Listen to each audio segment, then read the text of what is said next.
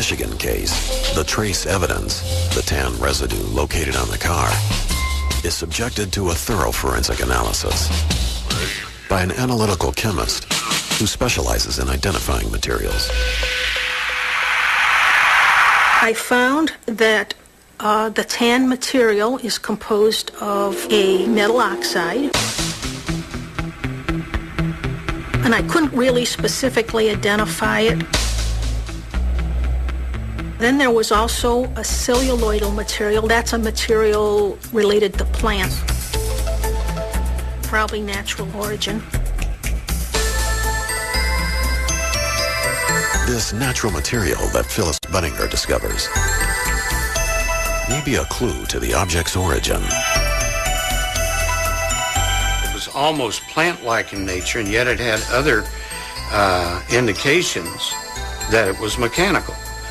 And the most interesting thing to me was that she determined, because of residue on this material, that this thing probably, very probably, had been submerged in a farm pond or something like that a short time before it impacted the automobile.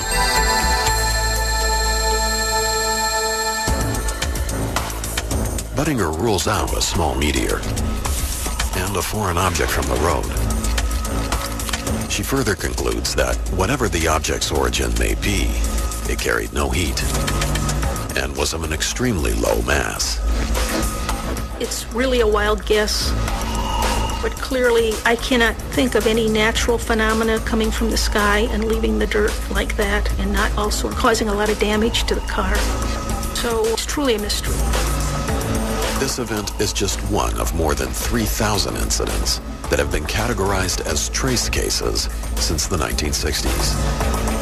Despite the ongoing debate between skeptics and believers, trace evidence offers up proof of scientific abnormalities.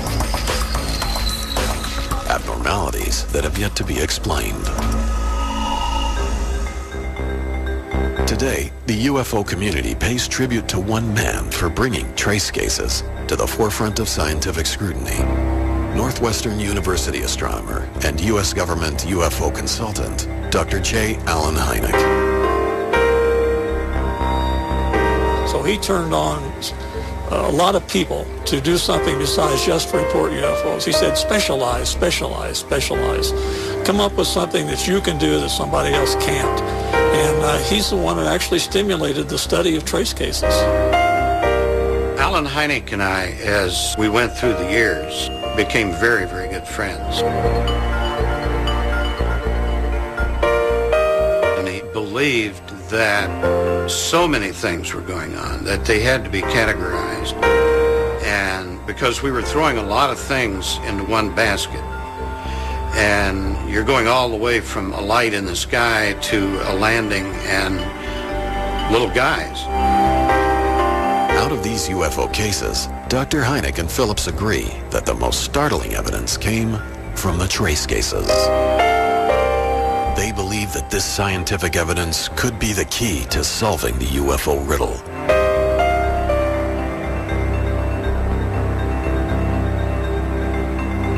When we could get to a site early on enough to be able to do compression tests on those indentations and determine a fairly accurate weight distribution.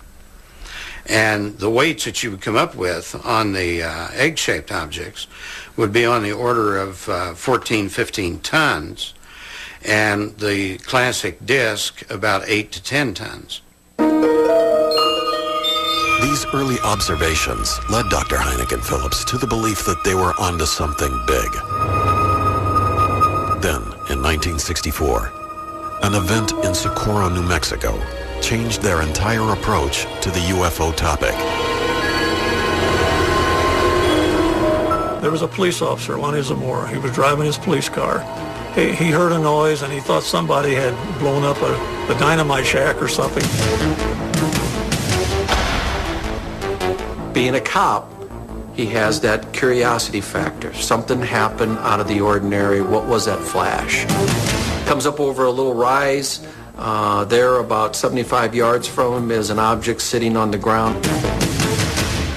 He sees this sort of egg-shaped craft sitting on the ground with what seemed to be two child-sized beings next to it in one-piece outfits. And it took off with a roar, which scared the bejeebers out of him, as you can imagine.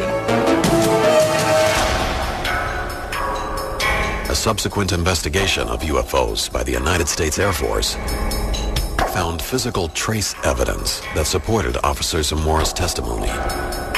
This included a quadrangle formation of landing legs, 4 impressions in the ground from the craft's ladder, and finally, 4 footprints from the small beings that were observed by Zamora. The case is still carried as an unknown in the Air Force files, and believe me, they tried everything to put something conventional in there. Couldn't do it.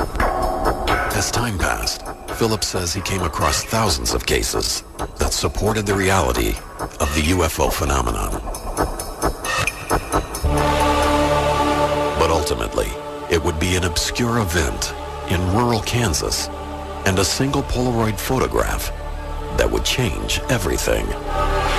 She took the only photograph I've ever seen of a luminous sight taken within 10 minutes of the ascent of an object.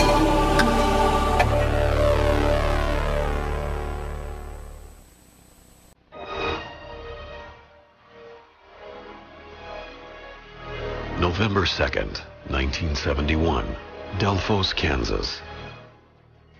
16-year-old Ronnie Johnson begins his chores on a small farm at approximately 6:30 in the evening. What occurs next not only changes Ronnie's life forever, but also influences the researchers of UFO trace cases for more than 3 decades.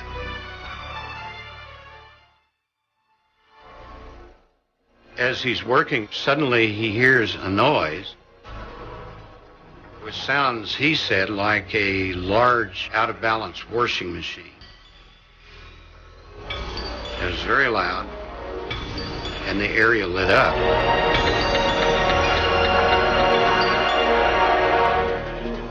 And there, hovering about 5 feet above the ground, was an object some 8 feet in diameter,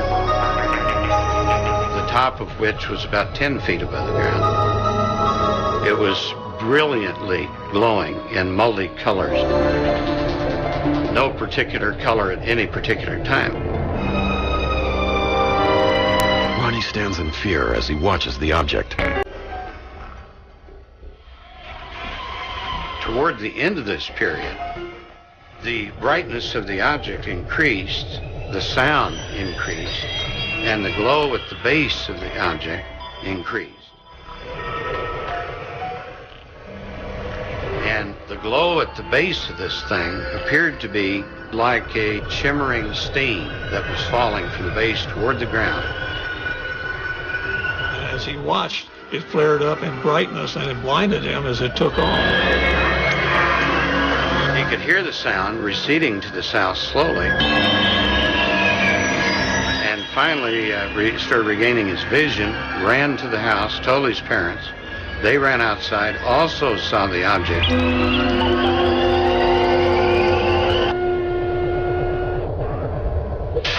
After they observed the object in the sky, the Johnsons walk over to where the young boy had said the craft was hovering. The family is astonished by what they see. They saw this big luminescent ring in the ground and luminescence on the trees nearby. So they ran to the house and they drug out the old Polaroid camera. And it had one image left. And they went out and she took the only photograph I've ever seen of a luminous sight taken within 10 minutes of the ascent of an object. This is the actual Polaroid photograph taken by Ronnie's mother, Irma Johnson. After photographing the glowing ring, the family quickly realizes that there is much more to discover. Ron's parents both touched the newly deposited substance that was released by this UFO, and immediately their fingers became numb. Mrs. Johnson touched her leg with her hand, and her leg became numb. Frightened by the physical effect on her body, the family continues to survey the property for additional clues to what could possibly have happened. The only route into this area is around a tree, 7-inch diameter tree, that was lying on the ground. The previous afternoon, the tree was upright and fine.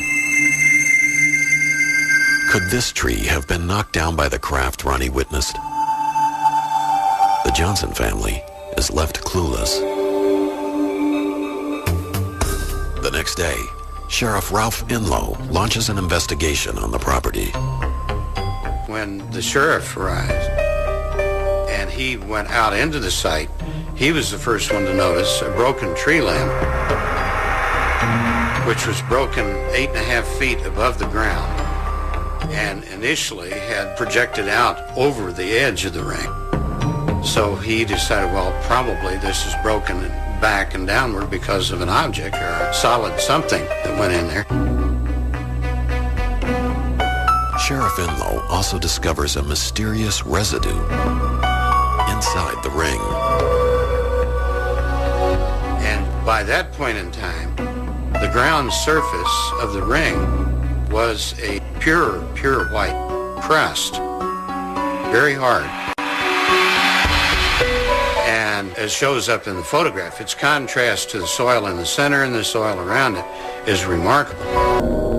Well, this is very significant because the same thing has happened in a lot of cases where UFOs have landed or nearly landed. They have changed the soil and changed the plant life so nothing grows. Phillips approaches Delphos and other UFO trace cases with the same meticulous and detailed method of a crime scene investigator. In a crime scene investigation, the predominant theory is that you cannot walk into a crime scene and leave without taking something with you and or leaving something behind. And it's up to the investigator or the crime scene tech to find out what that was. Same thing holds true in a UFO incident and when you have trace evidence. So the first thing you do is photograph everything before you disturb any part of the crime scene. And so after I had done all the necessary photography, I started laying out lines and getting measurements to get the exact size of the ring. After I had gone thoroughly over the ring, I started looking over the other area with the family kind of taking me, okay, this happened here, this happened there. Although no sign of a hoax is apparent at the scene, in Delphos, Phillips scrutinizes the Polaroid photograph taken by Mrs. Johnson. I tried many times to reproduce the Polaroid image shot that night. It's just not possible. I've tried everything, and again, using the same camera, the same film, same lighting conditions, with and without flash, and it's just not possible.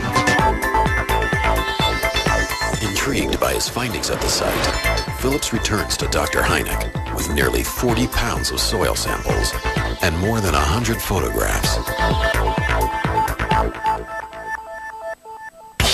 So what was it on the ground? I shook it up, and the water turned red. And I thought, oh my God, there's something here. You know, it really shook me up for a day or so when I realized that, yes, there is something there.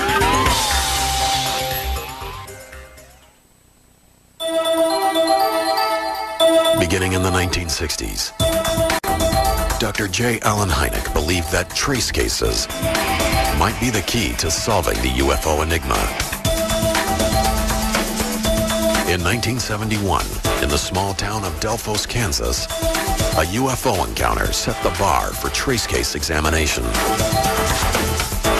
Hoping to obtain a valid and unbiased scientific opinion on the case, Dr. Hynek enlisted the help of a few brave scientists who concluded that the soil of the Delphos ring was considerably different from the normal ground soil. But the next breakthrough in the Delphos analysis would not come for more than 20 years, when Ted Phillips met analytical chemist Phyllis Budinger.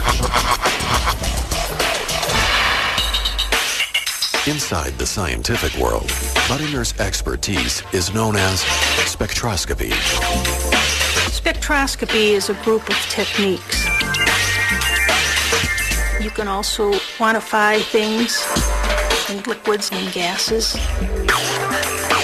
And each molecule will react differently with the light in giving absorption bands, and the result is a unique spectrum.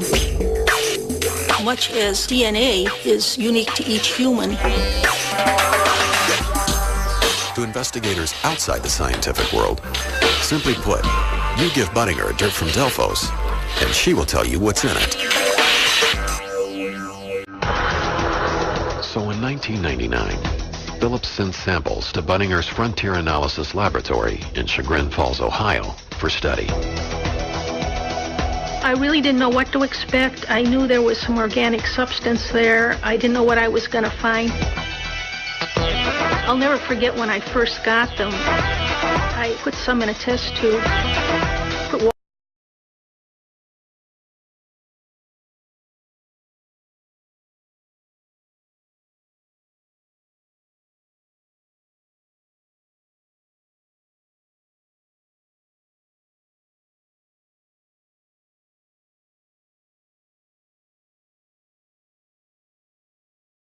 Astonished by her first observations, Budinger is also surprised that the soil is still hydrophobic.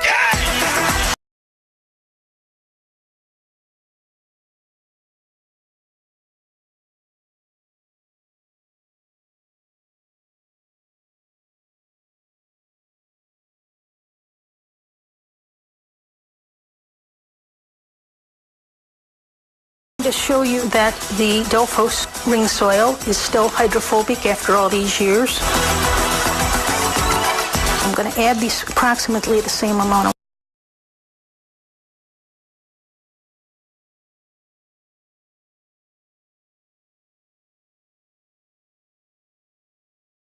water extract on the top is a much darker color than that of the control sample. So clearly something has been extracted.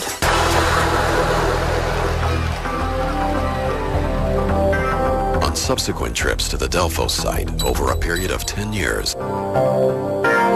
Phillips noted that the ring on the ground remained visible and that no new plant life was able to grow. Although researchers cannot explain why they believe the craft made the soil hydrophobic, Budinger offers a scientific reason for how. There was organic material coated on the surface of the soil that made it hydrophobic. And this organic material was identified by myself as fulvic acid. Fulvic acid is a naturally occurring substance found in the ground during plant decomposition. It can cause soil rejuvenation and can be an excellent supplement to fertilizer. Although fulvic acid is found naturally in soil, Budinger believes the amount of it in the Delphos ring is anything but natural. Fulvic acid would not be in the concentrations that is naturally occurring. It was added. It's part of a release of something. There is no natural explanation for these high levels of fulvic acid in the soil. I really don't know where it came from. This unexplained release of fulvic acid is not the only abnormality that Budinger discovered in the Delphos soil sample. High levels of oxalic acid, which is a known skin and eye irritant, were also found to be present in the soil. Oxalic acid could account for the numbing effects on Mrs. Johnson's fingers and leg that lasted for the remainder of her life. But for scientists, this compound, coupled with the fulvic acid, makes way for some interesting speculation on the glowing effects of the soil. I think that the substance came when it was being released from the craft, is that the craft's propulsion system created an ionic field which excited the material. And I think when it fell, it was luminescing from the interaction with the ionic field of the craft. And I think it's a clue to the propulsion system of this machine. Buddinger's theory and analysis have motivated investigators and researchers to come up with some type of scientific explanation.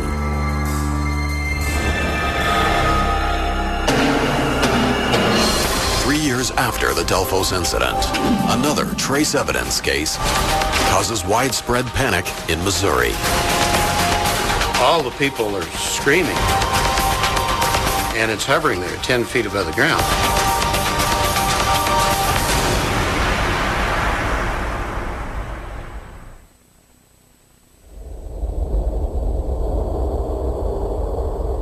They are the clues left behind.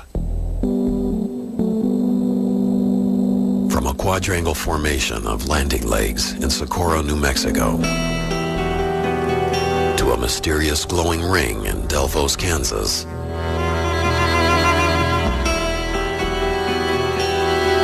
since 1964, there have been thousands of cases of UFO trace evidence. To field investigator Ted Phillips, these common trace characteristics he has discovered support the reality of UFOs. And in the hundreds of cases I've personally investigated, my conclusion is that we're dealing with a device, a machine of mass,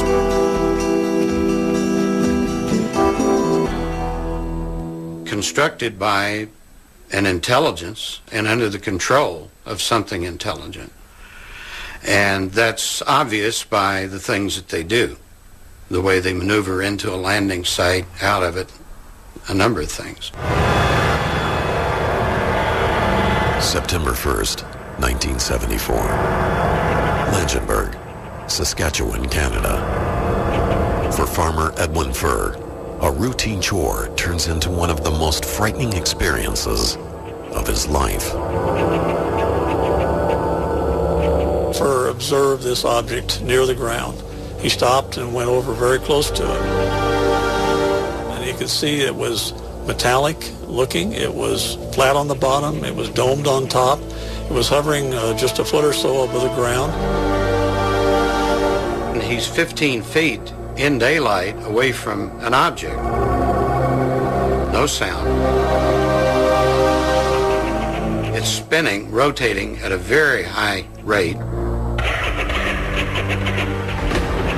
In the surface of this thing, he said, it had a very old and used up appearance. And in it, he could see dark sort of grooves. At the base, he could see a sort of wide belt that went around the lower section. Shocked at what he encounters, Furr slowly retreats back to his tractor, hoping to escape from the object.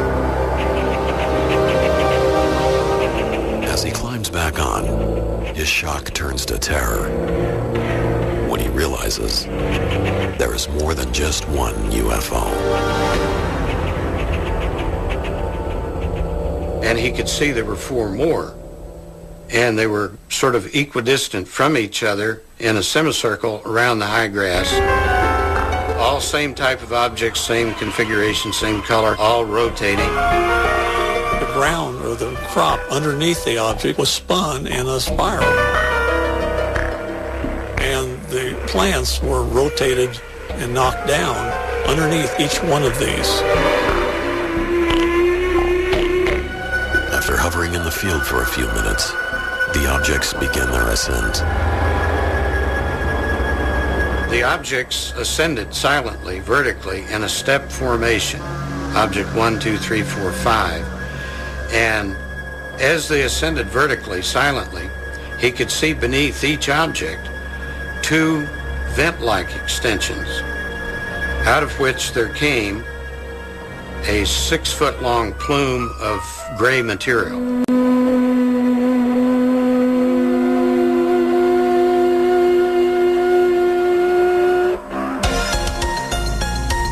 Shortly after, the objects disappeared. photographer's encounter, Constable Ronald Morier of the Royal Canadian Mounted Police receives word of the event and visits the fur property. The physical trace evidence that he discovers puzzles the investigators. Here were 5 rings, all swirled, compressed in the same direction, all counterclockwise. And the central area in each of the rings was unaffected. The grass was standing up normally. And their sizes ranged from 8 foot in diameter to 11 feet in diameter. And Morier's conclusion, after a full and extensive investigation, impressed me considerably. He said, this really happened, and whatever made these rings came out of the air and left the same way. And that pretty well says it. More than 3 decades have passed since the event, and multiple field investigations have not produced a single logical explanation. Throughout the 1970s alone, Phillips catalogs more than 400 events similar to the Langenberg case.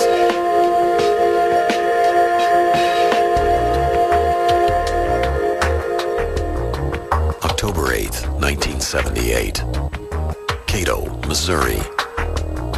A grandmother and her grandchild witness a mysterious object in the field that catches their attention. She could see an oval white something sitting in the field. And I found later that this was about 185 feet from the house. And so she called her husband. He called his son.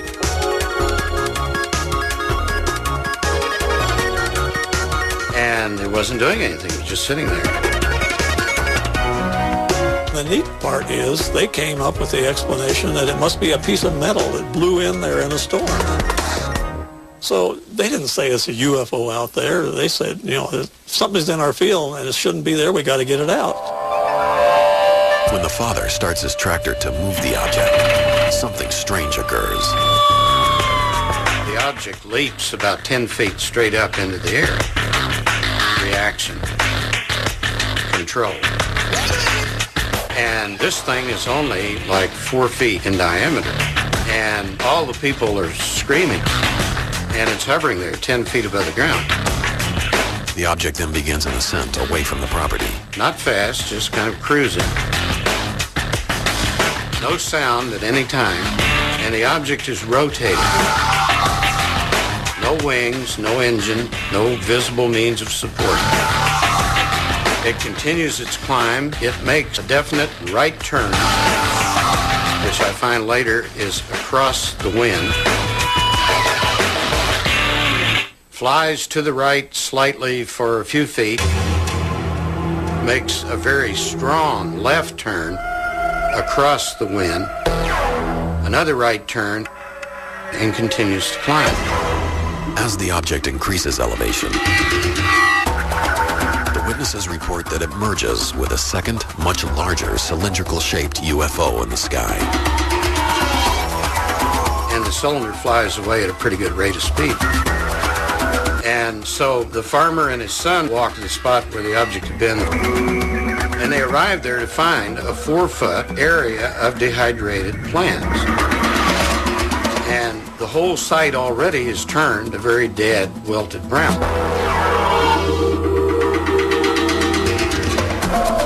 The physical characteristics left behind by the UFO in Cato makes it a classic trace case. This photograph, taken only a few minutes after the event, proves to Phillips that something unexplained took place on the farm in Cato, and he wants to find out what it was. The site basically is oval. The grass immediately surrounding it is lush green, perfectly healthy. Not another spot in the entire field that looks like this area. And at the outside edge of the site, near these 2 little impacted craters, bull nettle plants, which are large-leafed, very tough plants, The leaves were not burned, but they were drawn up tightly as though some kind of heat generated and they closed up.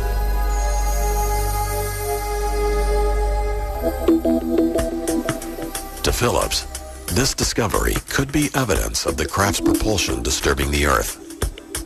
But there is an additional scientific anomaly that investigators have yet to explain. Craters were about 1.25 inches deep in some very hard soil. So I don't know if this occurred on landing or if it occurred on ascent. But no sound was ever heard at any time indicating any kind of propulsion system. And yet it had to exist for this 4-foot object to cross the wind 3 times.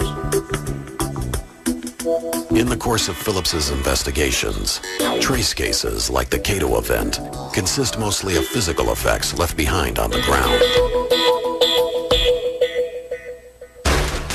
But in 1979, a mysterious object not only leaves trace evidence, it nearly kills a Minnesota deputy sheriff. I believe that something extraterrestrial really did happen here. Nobody's ever been able to prove that it was something different. Now, investigators look over the actual patrol car and find new evidence. So this actually has flexed in and back out, as though there was sort of a suction. Something like that. Pulled it out. Yep. I mean, that's incredible.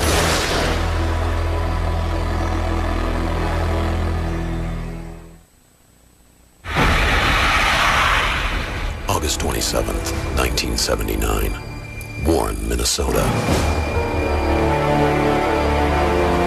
It was a routine patrol for Deputy Val Johnson. But at 2:19 a.m., his life would suddenly change. He sees a light off in the distance on an adjacent road, blacktop highway, 2-laner, and figures that it may be a small aircraft with a landing light coming in to make an emergency landing. So he turns down that road to see if he can render assistance. Almost instantaneously, that light went right from like 1.5 miles away to right in his face. And he ended up crashing the car. After the crash, police dispatch receives a call for help. 407, what's the problem? I don't know. Something just hit my car. I don't know how to explain it. Strange. One of the law enforcement officers who saw the damage firsthand was Marshall County Sheriff Herb Morstead. Sheriff Morstead, a deputy at the time, vividly recalls the night of the encounter with the actual car from the event. And Val Johnson was still in the car. He was dazed and seemed kind of confused, didn't know for sure what had happened to him. And there was considerable damage to the car that was documented at that time. He was driving a Ford LTD, and you don't damage an LTD with some little trivial thing. There was quite an impact. The physical damage to the car baffles the investigators on the scene. If you look down, first damage was done to the headlight of the car. It's busted. It's in the original condition it was from that night. The interesting thing is you can see by looking at the headlight, there's no deer hair or debris or anything in there that would explain how the damage was done. And then as you move up on the car onto the hood, there's a round dent in the hood. And further up on the windshield is busted and cracked quite severely. Again, there's no evidence of any rocks or debris or anything that would have broke this windshield. And further on in the car, up on the roof, there's one of the lenses from the warning lights is busted. And behind that are the 2 antennas that were damaged. The interesting part on these antennas was right where the antenna bends, there were bugs attached to that antenna, which would indicate that nobody could have physically or used a tool to bend that antenna because they would have had to disturb those bugs. The effects of Deputy Johnson's alleged UFO encounter go beyond the damage to his police cruiser. Later on, the investigation continued. Val Johnson was found to have had what they call welder's burn to his eyes, supposedly from the light that he had encountered.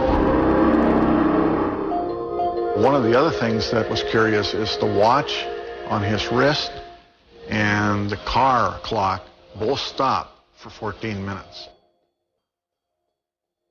That's kind of an interesting piece of evidence.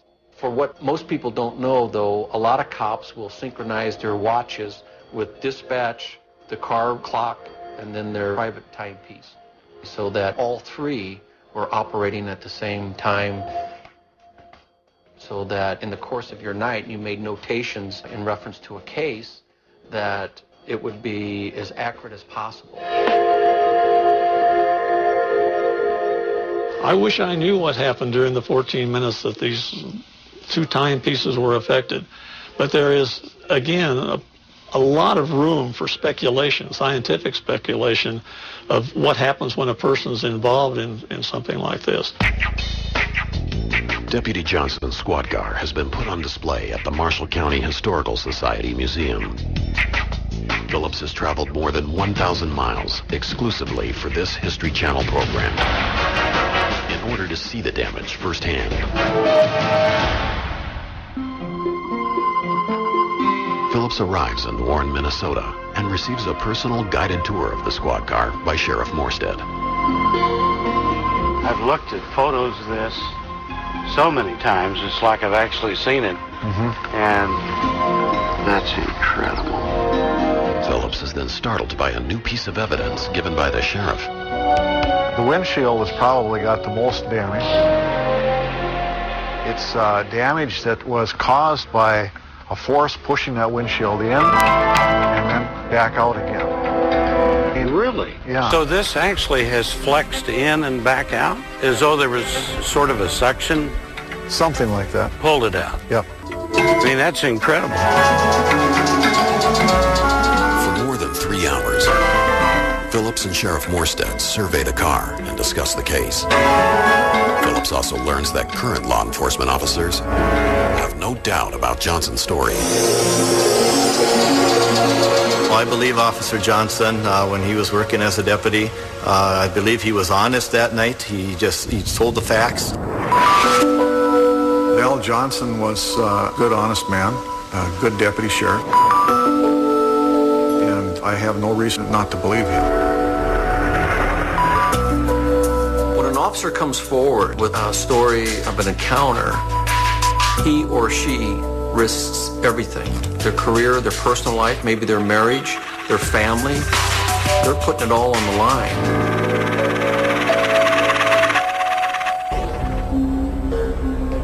Phillips has now reopened his investigation into the Minnesota encounter in hopes of finding out what really happened in the early morning hours of August 27th, 1979.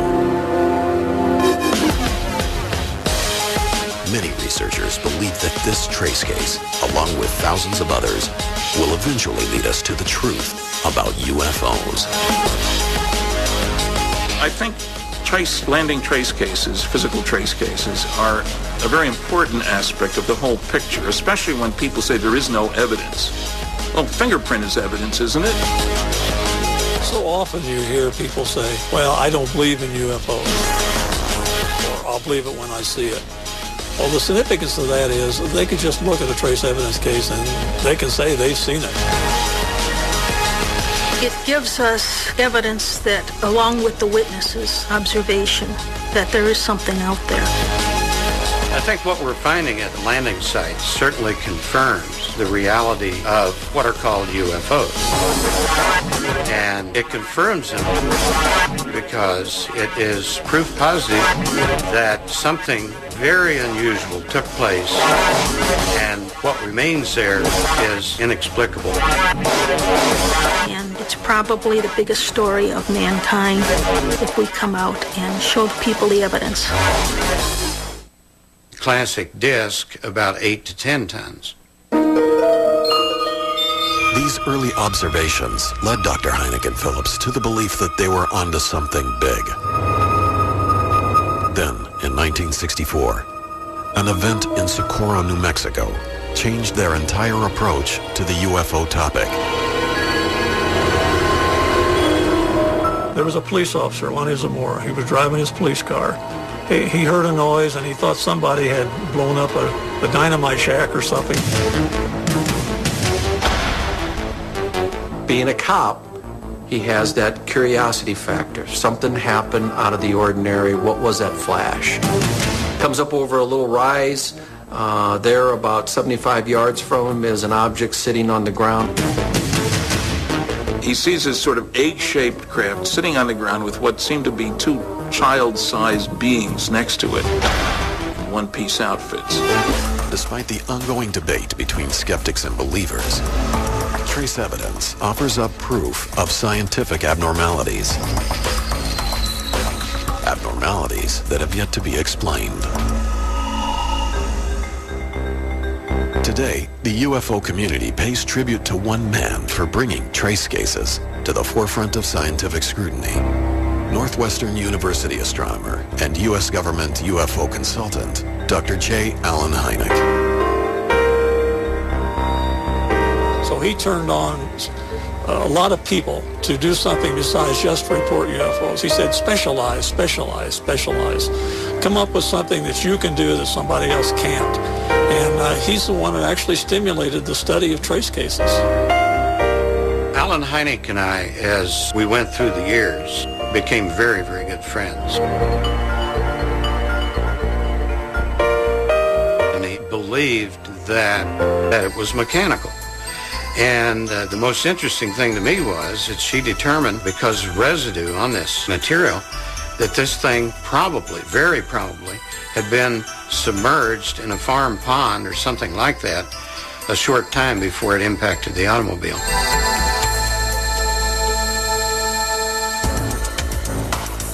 Bettinger rules out a small meteor and a foreign object from the road. She further concludes that whatever the object's origin may be, it carried no heat and was of an extremely low mass. It's really a wild guess, but clearly I cannot think of any natural phenomena coming from the sky and leaving the dirt like that and not also causing a lot of damage to the car. So it's truly a mystery. This event is just one of more than 3,000 incidents that have been categorized as trace cases since the 1960s. In the Michigan case, the trace evidence, the tan residue located on the car, is subjected to a thorough forensic analysis by an analytical chemist who specializes in identifying materials. I found that the tan material is composed of a metal oxide, and I couldn't really specifically identify it. Then there was also a celluloidal material. That's a material related to plants, probably natural origin. This natural material that Phyllis Bettinger discovers may be a clue to the object's origin. It was almost plant-like in nature, and yet it had other indications that so many things were going on that they had to be categorized. And because we were throwing a lot of things into one basket, and you're going all the way from a light in the sky to a landing and little guys. Out of these UFO cases, Dr. Hynek and Phillips agree that the most startling evidence came from the trace cases. They believe that this scientific evidence could be the key to solving the UFO riddle.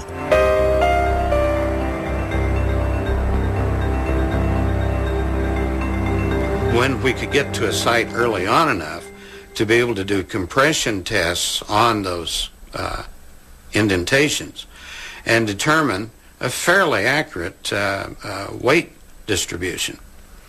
And the weights that you would come up with on the egg-shaped objects would be on the order of 14, 15 tons. And the